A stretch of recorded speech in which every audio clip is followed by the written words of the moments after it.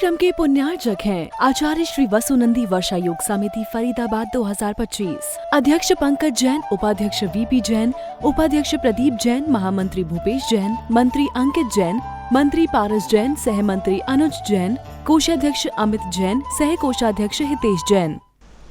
कभी कभी हमारे जीवन में ऐसे मोड़ आ जाते हैं या ऐसे दृश्य आ जाते हैं जब हम सोच विचार में पड़ जाते हैं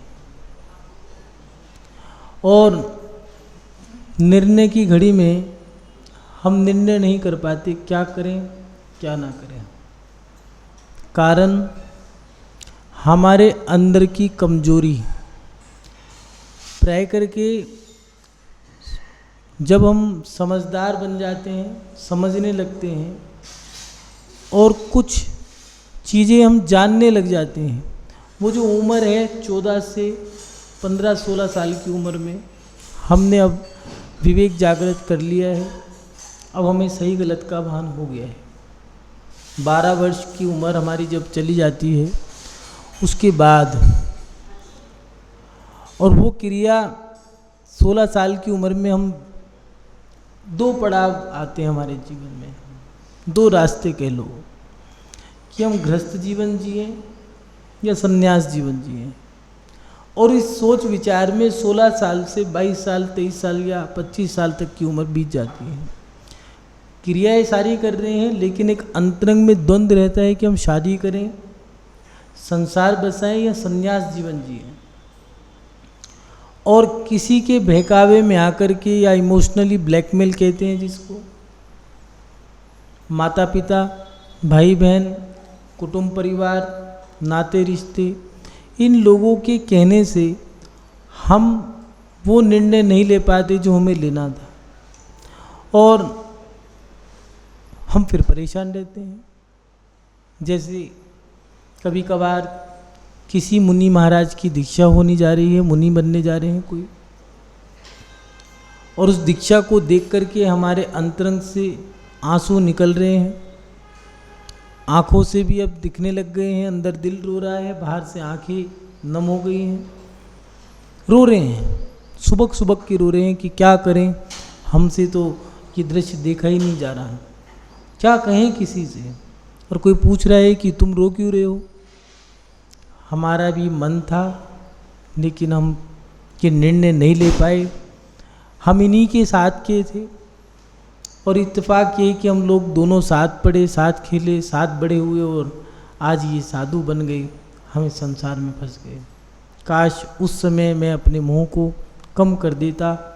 या फिर ये ऐसे दृश्य हैं कि जिनसे हम अपने आप को एक पश्चाताप की उंगली में झुलसने के लिए छोड़ देते हैं, निर्णय ना लेने के कारण। और वो निर्णय क्यों नहीं ले पाते? क्योंकि हम अपने मोह के कारण परेशान हैं। कभी मुनि महाराज आते हैं, उनके पास बैठना बड़ा अच्छा लगता है, मन तो करता है कि बैठे ही रहें, लेकिन समय बार बार हमें अंदर से पुकारता है कि नहीं, ये स्वार्थी संसार है, घर के काम भी करने हैं, दुकान व्यापार भी करना है, नहीं करोगे तो फिर कले। कभी कभार ऐसी स्थिति होती है कि हम आरिका संघ में जाते हैं तो अच्छा लगता है। इन सब दृश्यों को देखने के बाद हमारे अंदर में बहुत सारी चीज़ें आती हैं कि काश अपने जीवन में हम उस समय सही निर्णय ले लेते तो आज हमारे साथ ये घटना ना घटती।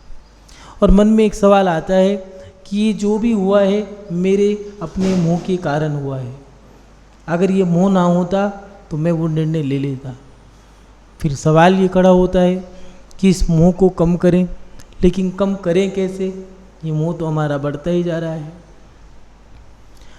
आचार्य भगवान पूजपाद स्वामी जी ने हमारी इस जिज्ञासा का समाधान इष्टोपदेश में किया है और एक के बाद वो एक सभी घटनाओं का क्रम से वो उल्लेख कर रहे हैं। देखें वो क्या लिख रहे हैं। आचार्य भगवान लिख रहे हैं, मोहेन सर्वथा जानम स्वभावम लप्ते नहीं मत्ता पुमान पदार्थानाम यथा मदन को द्रवेयी। यहाँ आचार्य भगवान पूजपाद स्वामी जी लिख रहे हैं, मादक कोदों के खा लेने से जैसे मनुष्य पदार्थों को ठीक तरह से नहीं जान पाता, नशे में भ्रमित हो जाता है, उसी प्रकार मोह से आच्छादित ज्ञान भी आत्म स्वभाव को नहीं जान पाता।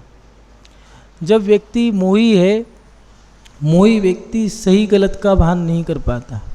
उदाहरण दिया है, जैसे एक कोंदे आते हैं, नशीले होते हैं, जानवर उसको खाते हैं, प्रवचन देते हैं। आप लोग कहते हो युवा जुड़ता नहीं है, लेकिन आपकी हरकतें ऐसी हैं कि युवा पीढ़ी जुड़ना ही नहीं चाहती धर्म से। तो ये ध्यान रखा करो कि अगर आप माइक संभाल रहे हो तो सारी एक्टिविटी आपको करनी है। ये भक्त के काम हैं, और भक्ति ना हो तो फिर हम क्या करें। फिर भी ठीक है, समाज को आज अधिकार नहीं है साधु को डांटने का, क्योंकि समाज आप मुहार है, वो कुछ भी कर सकती है, साधु को कपड़े भी पहना सकती है। इसलिए हम ज़्यादा तो नहीं कहते, फिर भी आप इतना तो ध्यान रखें कि माइक अगर ख़राब है तो उसको ठीक कर लें। पैसा नहीं है तो पैसा हम दिलवा देंगे, लेकिन इतनी व्यवस्था बना के रखें। हाँ, हम कह रहे थे कि कोंदे एक मादक पदार्थ है, नशीला होता है। जानवरों को खिलाने से कई जानवर को खाते हैं, उन्माद को पैदा हो जाते हैं। और कुछ जानवर जैसे गाय हैं, भैंस है, भेड़ बकरियां हैं, तो दूध थोड़ा ज़्यादा दे देती हैं, और जानवर खाते हैं तो उन्माद आ जाता है, वो चंचल हो जाते हैं। आचार्य भगवान पूजपाद स्वामी जी कोंदों का उदाहरण दे रहे हैं। जैसे कोंदों को खाने से मनुष्यों को उन्माद आ जाता है, ऐसे ही मोह है, मोह से आच्छादित ज्ञान भी आत्म स्वभाव को नहीं जान पाता। मोह का मतलब क्या है? तो मोही हो, रागी हो, देशी हो, किसी से ज़्यादा आसक्ति रखना ये राग है। किसी से द्वेष रखना, इसको मैं छोड़ूंगा नहीं, मार दूंगा इसके बिना, बस या तो ये रहेगा या मैं रहूँगा, तू रहेगा या मैं रहूँगा, भाई तू ही रह ले, ये द्वेष है। पर को अपना मानना ये मोह है। सही को गलत मानना, गलत को सही मानना ये मिथ्यात्व है। झूठ को सच मानना, सच को झूठ मानना ये मिथ्यात्व है। मिथ्यात्व और मोह ये दोनों मिलते जुलते हैं। पर को अपना मानना ये मोह है, और सही को गलत मानना ये मिथ्यात्व है। दोनों मिलते जुलते हैं, और दोनों का आचार्य भगवान कुंदकुंद स्वामी ने दिया है कि मिथ्यात्व जो व्यक्ति को संसार में भटकाने का काम करता है, या संसार में भटकने वाला व्यक्ति मिथ्या दृष्टि होगा। और मोह भी हमारे संसार को बढ़ाता है। पर को अपना मानना, मैं तो अपने बेटे के बिना रह ही नहीं सकती, अगर मैं मर जाऊंगा तो इनका करेगा कौन, जबकि ऐसा तो कभी हुआ ही नहीं, किसी के मरने से कभी कोई रुका हो। लेकिन ये सारी हमारी मूर्ताएं हैं, जिसको मूर्खता का, मूर्ता का हो, पागलपन का हो, मैट कह लो, सारे शब्द पर्यायवाची हैं। हम पर को अपना मान रहे हैं, लेकिन समस्या ये है कि हमें यही नहीं पता क्या है क्या नहीं। सही बात तो यही है कि मोह हमें परेशान कर रहा है, और उस परेशान होने के कारण हम दुखी हैं, हम इस संसार में भटके हुए हैं। अब इस मोह को कम कैसे करें? तो आचार्य भगवान ने मोह के बारे में कुछ विशेष बातें बताई हैं, उस पर हम ध्यान रखें। सबसे पहली बात जो है, मोह को कम करने का उपाय दिया है स्वाध्याय, प्रथमा नियोग के ग्रंथों को पढ़ना, लेकिन अपने लिए, पर के लिए नहीं। आज के समय में लोग स्वाध्याय तो कर रहे हैं, अध्ययन तो कर रहे हैं, मगर कर किस लिए रहे हैं? कि मैं सामने वाले की नज़रों में श्रेष्ठ दिखाई दूं, या चार लोगों ने स्वाध्याय कर लिया है तो उन्होंने पाठशाला लगानी शुरू कर दी है, शिविर चलाना शुरू कर दिया है, अब वो बन गए समाज के ठेकेदार, धर्म के ठेकेदार। 2 पन्ने पढ़ लिए हैं, अब साधु से ही वाद विवाद शुरू कर दिया है। और पढ़ भी क्या रहे हैं? पढ़ना था प्रथमान योग, पढ़ रहे हैं समय सार, नियम सार, प्रवचन सार। एक व्यक्ति आया, कुछ होते हैं चापलूस, 4 व्यक्ति आए, उस एक व्यक्ति को लेकर के, महाराज जी ये तो हमारे समाज के बहुत ज्ञानी हैं, बहुत फलाना ढिमका, उसकी दुनिया भर की तारीफ करने लगे। समय सार पूरा याद है। अच्छा जी, हमने पूछ लिया भैया प्रतिमा कितनी है? कोणी, कोई प्रतिमा नहीं है। ठीक है, शुद्र जल का तो होगा नियम, कोणी नहीं है। ठीक है भैया, रात्रि भोजन जमीकंद का तो त्याग होगा बाजार की वस्तुओं का, कोणी नहीं है। रात को भी खाते हो? हाँ जी। अब क्या करें महाराज जी, खाना पड़ता है। समय सार जैसा ग्रंथ पढ़ लिया और बदलाव कुछ नहीं आया, आपने कुछ अध्ययन नहीं किया। जबकि संहिता यही थी कि प्रथमान योग का अध्ययन करो बस। कारण प्रथमान योग से विरक्ति आती है, वैराग मजबूत होता है।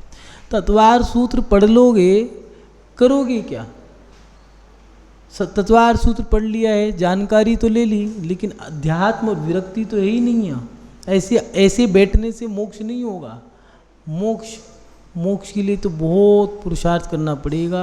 12 भावनाओं का चिंतन दिया है, 16 कारण भावनाएं दिए हैं, और उसके साथ साथ जो 10 धर्म हैं वो दिए हैं, और उनके साथ साथ सरलता, समता, ममता, क्षमा, वात्सल्य, करुणा, ये सारे भाव होने चाहिए। विकार खत्म होंगे, भाव आएंगे। और भाव भी आचार्य कुंदकुंद स्वामी जी ने ही समय सार में लिखा है कि पुण्य और पाप, इन दोनों को जब ये 2 कर्म उदय में आ जाएंगे, तो पुण्य या पाप, तो उसमें भी हमें मध्यस्थ रहना, इन पुण्य पाप की क्रिया को भी विराम देना है, तब जय के मोक्ष होगा। किनको कह रहे हैं? साधु के लिए।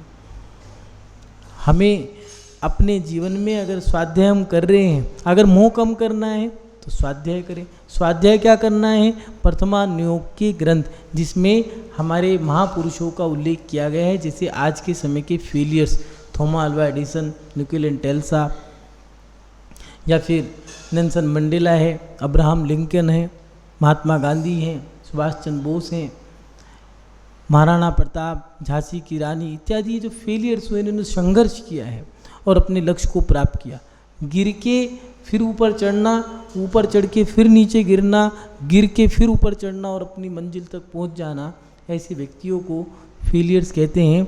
हिंदी में बोलें पुरुषार्थी, संघर्ष करने वाले व्यक्ति। इन लोगों का जो जैन धर्म के अनुसार जिनका उल्लेख किया गया है ऐसे ग्रंथों में, उस ग्रंथ को कहा है प्रथमान योग। प्रथमान योग के ग्रंथों के माध्यम से स्वयं के लिए अध्ययन करें, ना कि दूसरे के लिए। स्वाध्याय की एक ही परिभाषा है, स्व अध्याय, स्वयं के लिए किया गया अध्ययन ही स्वाध्याय है। दूसरी बात, स्वाध्याय करें लेकिन दूसरों के लिए मत करो, अपने लिए करो। आज के समय में प्रत्येक व्यक्ति मंदिर का मुखिया बनना चाहता है, लेकिन करना कुछ नहीं चाहता। हम देखते हैं सब जगह बोर्डों पे या बैनरों पे फोटो तो बड़ी बड़ी छपी होती है, काम एक कोड़ी का नहीं करना है। इन चीज़ों से हमारा लाभ कम, हानि ज़्यादा होगी।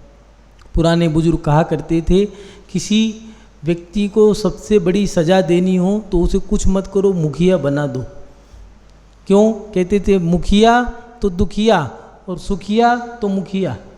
मुखिया जो है वो दुखी भी है, सारे कार्ड नोते मान सम्मान उसे मिलेगा, लेकिन सारी बुराई भी उसके शरीर मंडेगी।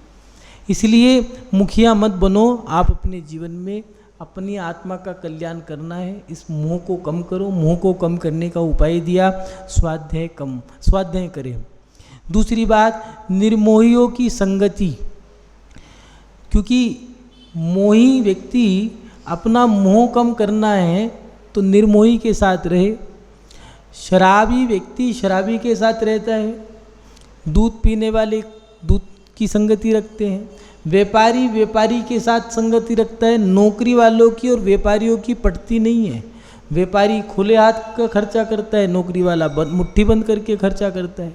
वो कंजूस प्रवृत्ति का, उसको 1 लाख में पूरा महीना गुजारना है, और उसके यहाँ व्यापारी के यहाँ तो है कि उनने भी 100 करोड़ की शादी करी, तो एक काम करो, मोबाइल का बैलेंस जो है वो बढ़ा दो। ठीक है भैया, चार्ज बढ़ा दिए, 1 महीने में सारी पूर्ति कर ली। इसलिए अपने जीवन में निर्मोही बनो, और निर्मोही बनने के लिए दिया है निर्मोहियों की संगति प्राप्त करें। जैसे मुनि आरिका श्रावक शाविका, पहले के लोग हुआ करते थे, वो अवकाश के समय में स्कूलों की छुट्टियां हो जाया करती थी, या फिर ये चातुर्मास का जो समय हुआ करता था उसमें वर्षा होती थी 2 माह, उस समय सब दुकानें, व्यापार, मेले ठेले सब बंद हो जाया करते थे। वह उस समय के लोग साधुओं के पास जाकर के उनकी शरण में रहते थे, उनके चरणों में बैठ कर के अपना धर्म ध्यान करते थे। अब अपन लोग देखें, हम मोह त्याग करना चाहते हैं, लेकिन निर्मोही की संगति है या नहीं है? रह तो रहे हैं बच्चों के साथ, हड्डियाँ घिस गई, हाथ हिलने लगे हैं, गर्दन हिलने लग गई है, पैर और हाथ काम नहीं कर रहे, हाथ लटक गए, पैर झटक गए, आंतें काम नहीं कर रही हैं, दांत गिर गए हैं, आँखों से दिखना बंद हो गया है। बच्चे भी कह रहे हैं चले जाओ, लेकिन कुंडली मार के बैठे हैं सांप की तरह घर में। ना तो तिजोरी की चाबी छोड़नी है, ना मकान की चाबी छोड़नी है, ना घर का हिसाब छोड़ना है। 80 साल की उम्र में भी बहू अगर बिना पूछे शाम को कुछ बना ले तो बस रात को मुंह फूला हुआ है, क्यों, मेरे से पूछा क्यों नहीं क्या बनाना था। ये चीज़ें हमारे साथ समस्या है। हम रह तो रहे हैं मोहियों के साथ और बातें कर रहे हैं हम निर्मोह की। महानुभाव, मोह को कम करना है तो निर्मोहियों की संगति प्राप्त करें, मुनि आरिका श्रावक श्राविका। और अगर ये नहीं मिलते हैं तो ऐसे निर्मोही जो विरक्त हैं, उन विरक्त साधर्मी की भी आप संगति कर सकते हो। महानुभाव, तीसरी बात दी है राग और द्वेष को कम करें। जैसे सभी जिम्मेदारी सौंपें, जो जिम्मेदारियां हैं उनको समय के अनुसार सौंपते जाएं। आपने शादी कर ली, गृहस्थी बसा ली है, बच्चे बड़े हो गए, तो उनकी भी शादी करने के बाद अब दिया है आचार्य जिनसेन स्वामी जी ने भी दिया कि अब अपनी जिम्मेदारी सौंपकर आप संन्यास योग धारण करने का अभ्यास करते हुए साधना काल, क्या है साधना काल, यही अपने आप को साधना। कुछ लोग घी, तेल, दूध, दही, मीठे का त्याग कर देते हैं। हमने बहुत सारे त्यागी व्यक्ति देखे हैं, त्याग तो पूरा है उनके अंदर, 1, 2, 5, 7, 10 प्रतिमा तक भी देखे हमने। 10 प्रतिमाधारी भी घर में रहते हुए देखे हैं वरणी जी, लेकिन ये भी देखा कि प्रतिमा तो 10 ले ली है और कषाय उनकी ऐसी है कि जरा सा कुछ कहा नहीं, उनको छू के तो देखो जैसे सांप फण मारता है, ऐसे बस फुंकार मारेंगे 2 मिनट में। आचार्य भगवान कह रहे हैं कि अपने जीवन में मोह को कम करना है तो इस राग देश को कम करो, सभी जिम्मेदारियां सौंपो।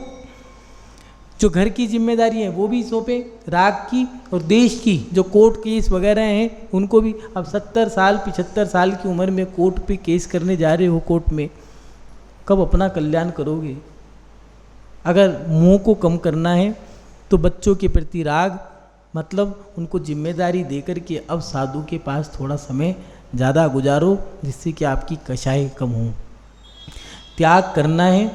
गुरुदेव के पास एक जोड़ा आया जिसकी उम्र 50 साल की थी। कहने लगे महाराज जी, हमने अपने बच्चों की शादी विवाह सब कर दिया, सब जिम्मेदारी सौंप दी है, अब धर्म करना चाहते हैं। हमने रात्रि भोजन, जमीकंद, बाजार का सब त्याग कर दिया है और भोजन भी 2 टाइम करते हैं और अन्न का भी हमारा त्याग है। अब क्या करें, हमें ये बताओ आप। तो पूज्य गुरुदेव मुस्कुरा के कहने लगे, आचार्य तो आचार्य हैं, सरलता से ही बात करते हैं। तो उन्होंने मुस्कुरा के इतना ही कहा कि अन्न का त्याग तो कर दिया, इतना त्याग करने से पहले कषायों का त्याग किया नहीं किया? तो कहने लगे महाराज जी अब क्या करें? कहने लगे पहले कषाय संलेखना करो, शरीर को बाद में क्रश करना, कषायों को क्रश करना जरूरी है। महानुभाव, हम अपने जीवन में राग देश का त्याग करें, राग को कम करें, मोह को कम करने की आवश्यकता नहीं है। जो राग और देश, क्योंकि राग और देश मोह के 2 बच्चे हैं। जितना बेटियां पराई तो हो गई, लेकिन बेटी अपने आप से ही पूछे कि मैं बेटी हूँ या बहू हूँ, क्या मैं पराई हुई हूँ या नहीं हुई। दूसरे घर चले गए हैं लेकिन लिंक जुड़ा हुआ है पूरा, फ़ोन का टाइम सेट कर रखा है कि इतने बजे मम्मी को फ़ोन करके इतनी देर तो बात करनी है।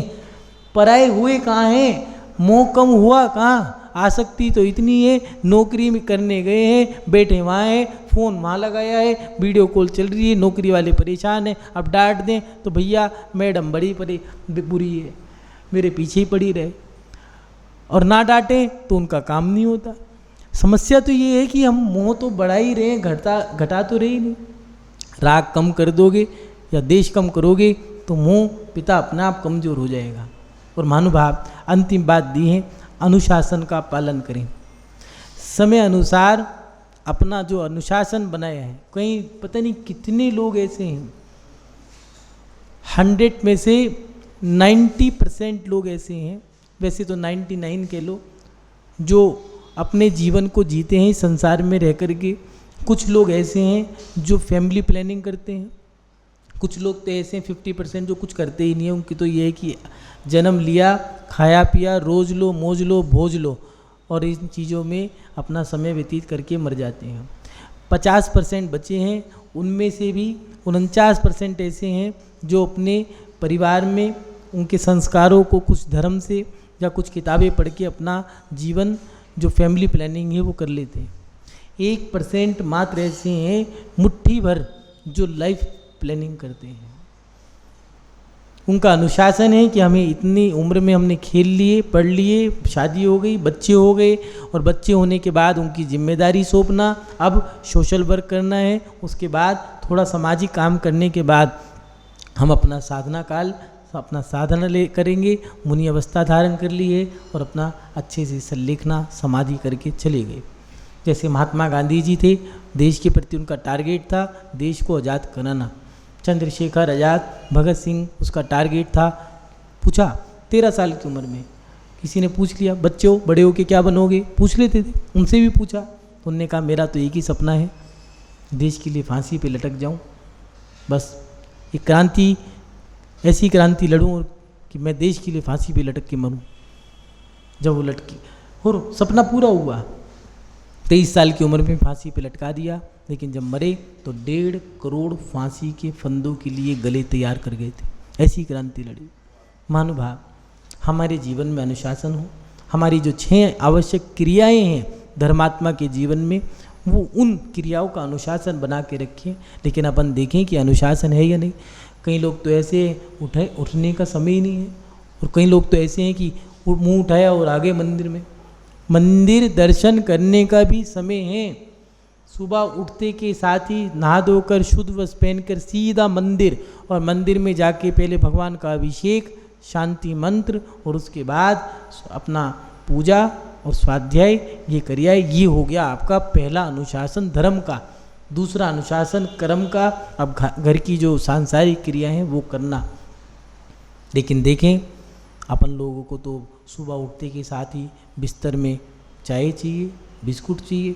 हाँ, कभी कभार हम सड़क पे चलते हैं तो देखते हैं एक वो जो ज़ोर से चिल्लाता है, वो 4 टांग वाला जानवर, क्या कहते हैं उसको, स्वान कहते हैं उसको, कुत्ता। हाँ, अब वो सुबह उठते के साथ ही उसे ब्रेड चाहिए, दूध चाहिए, या वो फैन पापे चाहिए। वो सुबह उठते के साथ उसे भी चाहिए, और सुबह उठते के साथ ही उनको भी चाहिए। अब बताओ दोनों में अंतर क्या रह गया? ये नहीं समझ में आ रहा कुत्ता कौन है। अपन लोग ये नहीं समझ पा रहे कि हम इंसान का जीवन जी रहे हैं या जानवर का जीवन जी रहे हैं। इसलिए अनुशासन होना जरूरी है। पहले के लोग स्वाध्याय करते थे। मोह कम क्यों था? क्योंकि स्वाध्याय के माध्यम से उनका मोह राग धुल जाया करता था। उसके साथ साथ चातुर्मास के समय में साधु के पास ज़्यादा समय व्यतीत करते थे। रिजल्ट ये था कि मोह कम था, निर्मोही थे। और बच्चे, कुटुंब परिवार बड़ा था तो राग देश कम था। ठीक है, ये नहीं करेगा, इसके पास रह लेंगे। एक नहीं, 8-8, 10-10, 12-12 तो बच्चे होते थे। अपनी टीम अपने आप बना लो। हाँ, क्रिकेट की पूरी टीम एक ही घर में मिल जाया करती थी। इतना बड़ा परिवार होता था कि शादी में दूसरे का मुंह ताकना नहीं पड़ता था। अपनी बारात अपने आप ही खड़ी कर लिया करते थे। आज उसका रिजल्ट हमारे सामने है। पहले परिवार बड़े थे, आसक्ति कम थी। आज छोटे परिवार हैं, आसक्ति बड़ी है या घटी है। आज लाचार हो गए हम। बच्चे लात मार रहे हैं, फिर भी हमें वहीं रहना पड़ेगा क्योंकि ऑप्शंस नहीं है। अब एक ही बच्चा है, एक ही बेटा है, मारे पीटे सम्मान दे या ना दे, हमें उसी के पास रहना है। क्यों? क्योंकि एक ही है, दूसरा तो ऑप्शन ही नहीं है। महानुभाव, पहले के लोग इसलिए निर्मोही थे क्योंकि उनके परिवार कुटुंब सब चीज़ देखते थे। वो किसका डिवोर्स हो गया है, उसका बच्चा मर गया है, जन्म देख रहे हैं, मरण देख रहे हैं, आए दिन तो सूतक पातक लगे रहते थे बड़े परिवारों में। कभी कोई मर गया, कभी कोई मर गया, किसी का जन्म हो गया, कहीं लड़ाई झगड़ा है, कहीं प्यार मोहब्बत है, और उससे विराग बना रहता था। कहते ये संसार बड़ा बुरा है। अब अपने देखा ही क्या है? आज की जो ये बच्चे हैं, इन लोगों ने देखा क्या है? कुछ देखा तो है ही नहीं है। ये तो बस मात्र या तो यूट्यूब की ज़िंदगी है, फेसबुक की, या मोबाइल की ज़िंदगी, या टीवी की दुनिया। सही मायने में तो सही पिक्चर तो इन्होंने देखी, कितनी लाशें देखी होंगी, कितनी शमशान में गए होंगे, कुछ देखा तो है ही नहीं। पहले के लोग निर्मोही क्यों थे? अनुशासन अच्छा था। दिन छिपने के बाद चूल्हा चौका बंद, कोई जिए या मरे, भैया नहीं बनेगा तो नहीं बनेगा। आज कोई अनुशासन नहीं है। शाम को 6 बजे भी खा रहे हैं, 7 बजे, 9 बजे, 12 बजे, 2 बजे, 4 बजे, कितने बजे मुंह में जाना चाहिए बस। कारण हमारा मोह, हमारी आसक्तियाँ, हमारा अनुशासन कुछ नहीं है। हम निर्मोही तो है नहीं, राग से भरे हुए हैं और उसके कारण परेशान हैं। महानुभाव, निर्मोहियों की अगर देखें तो राजा महाराज दशरथ मात्र सफ़ेद बाल को देख करके वैराग हो गया। पांडव इतना ही था कि जो अधर्म है उसके लिए हम लड़ेंगे और जैसे ही हम विजय प्राप्त कर लेंगे तो गृह त्याग देंगे। और हुआ भी, साधना की और मोक्ष को प्राप्त किया। जो रागी थे वो रह गए, जो वैरागी थे वो चले गए। जम्बू स्वामी देखो, 5 पांडव हों, जम्बू स्वामी हों, गजकुमार मुनि हों, कितने उदाहरण दें। ये सब विरक्त थे और विरक्त ऐसे थे कि इनकी विरक्ति को देख करके आज हम, वो हमारे उदाहरण बन गए हैं, वो हमारे लिए मिसाल बन गए। महानुभाव, अपने जीवन में अपना वैराग बढ़ाएं, मोह को घटाएं, आसक्ति को कम करें और इन जो बातें आपको बताई हैं एक बार पुनः देख लें। स्वाध्याय करें। मोह को कम करने के लिए पहला दिया है स्वाध्याय, दूसरा दिया है निर्मोहियों की संगति, और तीसरा राग देश को कम करें, और अंतिम बात जो दी है अपने जीवन में अनुशासन का पालन करें। अनुशासन के अंदर कहीं ना कहीं जागृति रहती है, विवेक रहता है, और अनुशासित व्यक्ति ही अपनी आत्मा का कल्याण करता है। आप सभी लोग अपने जीवन में मोह को कम करते हुए, अपनी आसक्ति को कम करते हुए अपने संसार को नष्ट करें और अपने शाश्वत अवस्था को प्राप्त करें। इस कार्यक्रम के पुण्यार्चक थे आचार्य श्री वसुनंदी वर्षा योग समिति फरीदाबाद 2025, अध्यक्ष पंकज जैन, उपाध्यक्ष वीपी जैन, उपाध्यक्ष प्रदीप जैन, महामंत्री भूपेश जैन, मंत्री अंकित जैन, मंत्री पारस जैन, सह मंत्री अनुज जैन, कोषाध्यक्ष अमित जैन, सह कोषाध्यक्ष हितेश जैन।